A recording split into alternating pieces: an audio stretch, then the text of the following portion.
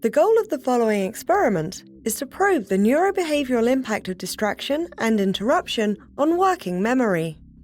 This is achieved by developing a set of working memory test stimuli and interfering stimuli that will be used to probe delayed recognition working memory.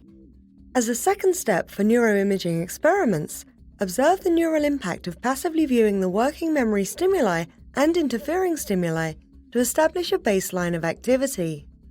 Next, have the participant complete the working memory task in 3 distraction conditions: free of distraction, with a distracting stimulus that is to be ignored, and with an interrupting stimulus to which attention is required, thereby enabling comparisons between these different types of external interference.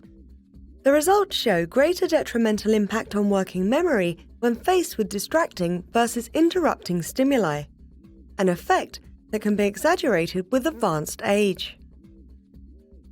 In addition, we find neural processing differences between interference conditions and identify several neural markers that predict working memory performance.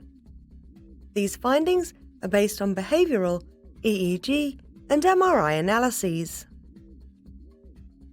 This method can help answer key questions in the domains of attention and cognitive control, such as how does distraction by irrelevant information in your external environment differ from interruption by information that demands your attention, as in multitasking? How behaviorally and neurally might the resolution of these different types of interference change with aging?